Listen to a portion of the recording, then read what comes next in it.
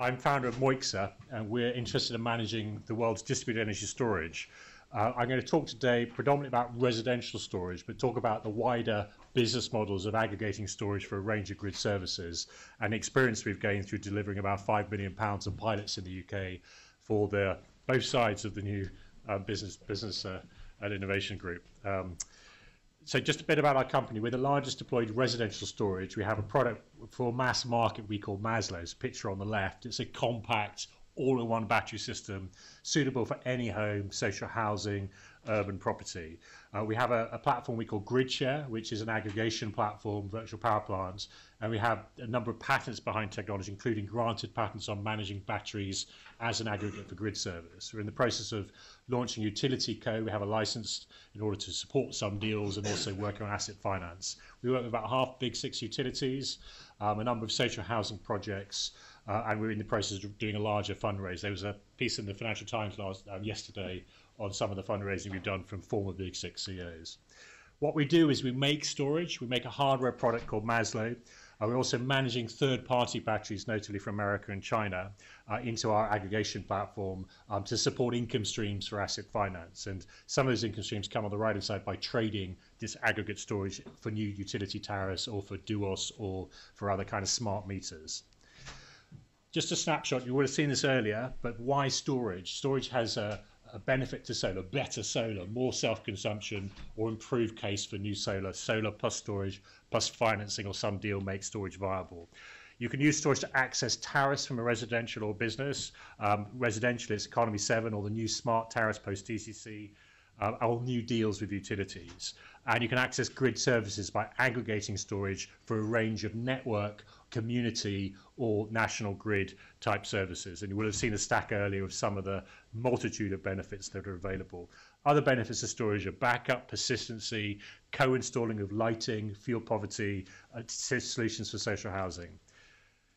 Just to touch on the market very briefly, a lot of activity in energy storage, a lot of M&A beginning around companies doing virtual power plant trading, different countries with different experience, different models of asset finance. ENGIE bought Green Charge Networks in the States. Green Charge has previously raised about $50 million in non-recourse financing. Total bought South, the battery company.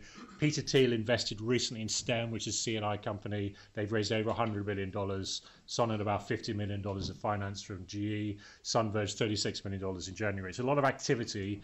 Last week, Advanced Microgrid Solutions, which is a type of virtual power plant, is really a contracts engine, had a $200 million financing facility from Macquarie. So a lot of activity in terms of old solar funding looking for solar plus storage type of opportunity, and the EV car companies are obviously getting into the game. It's very difficult to cut up the landscape of storage, but here's a simple view of cutting up the residential sector and the C&I sector in terms of people who make cells, BYD, LG, people who make battery systems, and people who make battery systems plus services. So Tesla makes a battery, Tesla plus SMA makes a battery system, plus a virtual power plant makes a service to customers. We're on the right-hand side as we're interested in the mass market customer in terms of putting batteries in as many homes as possible with grid services. Types of partnerships being formed. The industrials tend to work with people who sell to network operators, the Siemens, the Schneiders, the ABBs. The residential tends to work with utilities or get investment from so STEM has received investment from Iberdrola, ENGIE, RWE as an example. What we do is we work with Big Six on projects. We've got about 5 million run hours of storage, about a megawatt hour across 500 sites. We've got IP into this aggregation, and we're interested in our platform to manage third-party batteries. We do some white label projects, including Smart City, and we have a licensed utility to enable some deal wraps. Just some factors about storage. Storage is either smart or dumb, and it's central or grid edge. And there's a lot of economic value by putting something at the edge because more people can benefit from it. The home, the end user, the company, the local network, the community, the nation, if you put something at the grid edge. If you put something in pumped hydro, you get pumped hydro benefits to the system. So if you put something closer to the edge, you get more people who can benefit. It's maybe faster to do because nothing stops you putting something in a million homes. If you put something at the center, there's a lot of planning permission, network rules and so forth to do it properly. Smart storage is when the grid can control it for its own purpose. Dumb storage is it just sits between the PV and the meter and stores solar.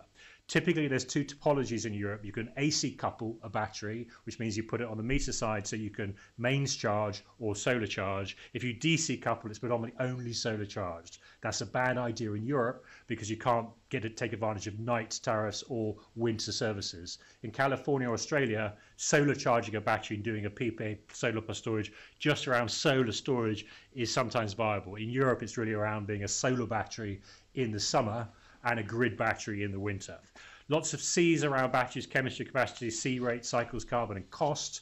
Lots of different technologies. Lithium is a favorite short-term technology. Sodium strategically becomes interesting on price point and availability. Carbon is a material factor in the cycle cost of batteries. Batteries are not free in terms of carbon cost. Solar plus battery is not, it's a higher carbon cost. So thinking through the carbon future is important. It costs a lot of money to be very deep cycle, long life today versus replacing a battery with $100 chemistry in a few years' time.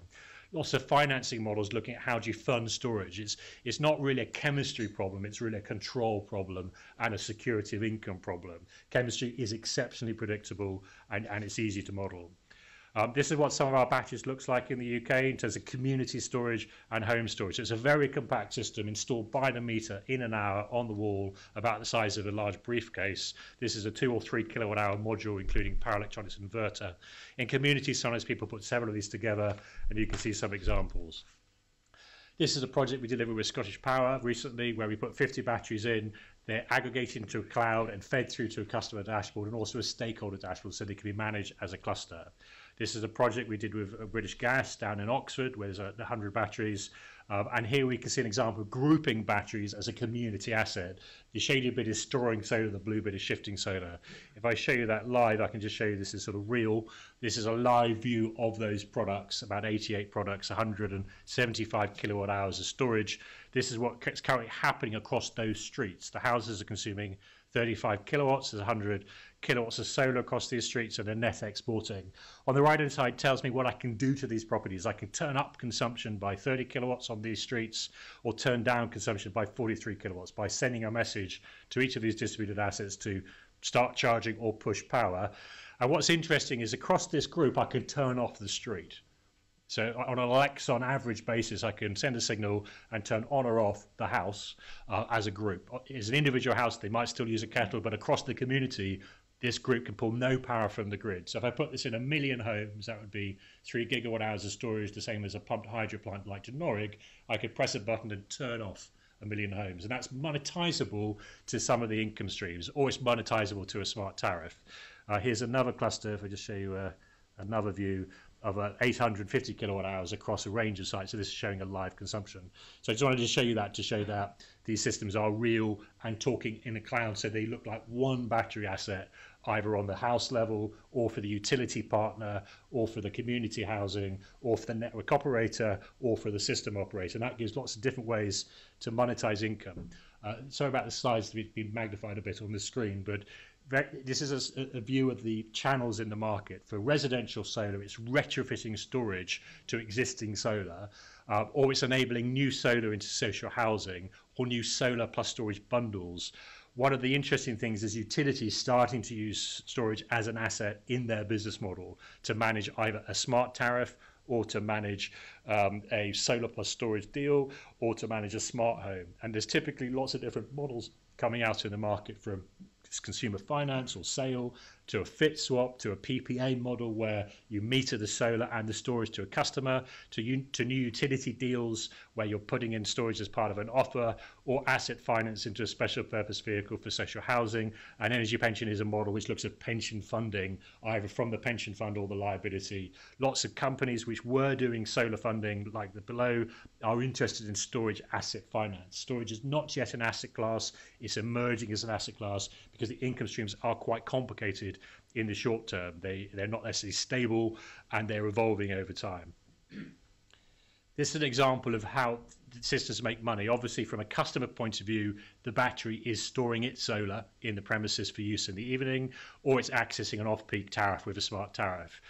In residential, as and when half-hourly settlement begins, the monetizing possibility of arbitrage is greater for the utility. Today, if you're on a half-hourly settled meter or got access to differential pricing or duos charging, you can monetize some of these. GridShare is our platform for aggregating batteries for various income services, which might be EFR or frequency or network charges and so forth. Obviously, there is no time of day bill for the customer, but there is to the utility. So storage as a utility asset is useful to manage and reduce income costs. This is our platform which manages our batteries. It manages a range of international battery companies who aren't really making the software or the regulatory layer to talk to the UK grid. We're doing some EV integration, and we have patents around managing batteries in laptops and other devices. What's interesting is there's about the same amount of batteries in laptops in the UK charging daily as there is capacity in Denoric. So large swarms of batteries are interesting to manage in an interesting way. Lots of aggregators in the market we talk to who might win some EFR contracts or have particular good skills on algorithms. Utilities are very interested in storage because it balances a cost to them and arbitrages a cost to them. And networks are interested in storage to defer capital upgrades. It's quite a complicated model on the left because there's lots of different income streams to monetize. And here's a view of that where effectively there's a daily user of a battery, an on-demand user of battery, and a system use of battery. If you put a battery in at home, it enables a time of day shift, storing your own solar, or if your business enables mitigating some duos or managing some high peak shaving. For the utility, storage can be used to reduce the operational costs of trading, arbitraging and balance. For an ESCO, this is more a business model around wrapping a community service of assets and private wire, lots of different models we've been testing with utilities. For network operators, these are on-demand use of storage, maybe to cap peak solar or to cap peak evening. And so if you're a developer putting houses into Bicester, you might have a £15 million charge to build 5,000 houses. You can mitigate that by making your 5,000 homes look like 1,000 homes by putting in efficiency, storage, PV, and therefore there's a capital saving on the project, which therefore comes back to help fund the asset. If you're a network operator, you need to upgrade your lines, again, to allow more permission for solar, use of storage to guarantee peak reduction of solar is a way to bundle some products. We look at products at 10,000 solar homes where putting storage in alongside the PV means more PV and displaced costs. For distributed generators, there are models around virtually coupling. If you put 1 million batteries in Scotland in homes, you could couple that contractually with wind and do some interesting business models. And then you get the system operator incomes where there are about 29 contracts in auction, like the frequency, like store, like the capacity market.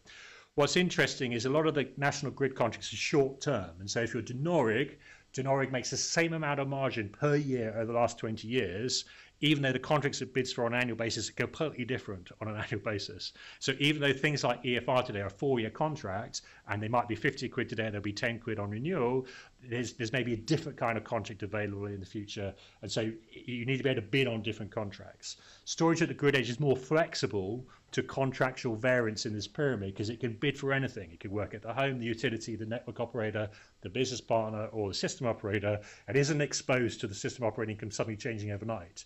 So if you co-locate a storage container, buy a central asset on an EFR business model, you might be exposed to that business model collapsing or going to zero as Store did, whereas there's more resilience in the business model at the grid edge. In other countries, they simplified this pyramid by giving a FIT type of income or an S-chip income so that you can bid to one contract on behalf of several of these. In Ireland, there are less layers because the system operator manages half the pyramid. So contractually, it's quite complicated in the UK to asset finance some of these income streams, but we've done a lot of work in doing that. Here's an example of how complicated it looks for a site where there's a household benefit, there's a system operator benefit, there's pending services like EFR, which don't start paying until next year. There's merchant traded services like arbitrage and utilities.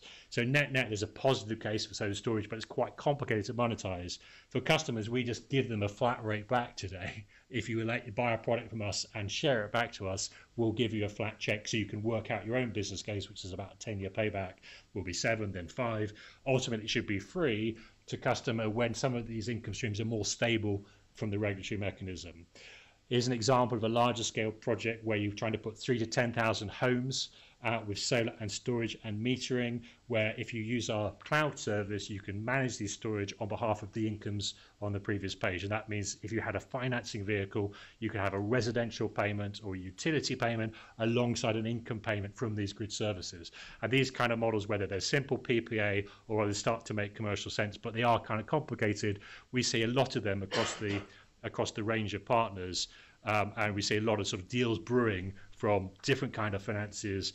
In reality, to actually put storage in tens of thousands of homes is quite complicated, and not a lot of people have done that yet. We've done 500 homes, 500 more than the Teslas and the Internationals. That gives us a lot of experience domestically about what not to mess up, like installation and O&M and communication, and managing things over term are pretty important.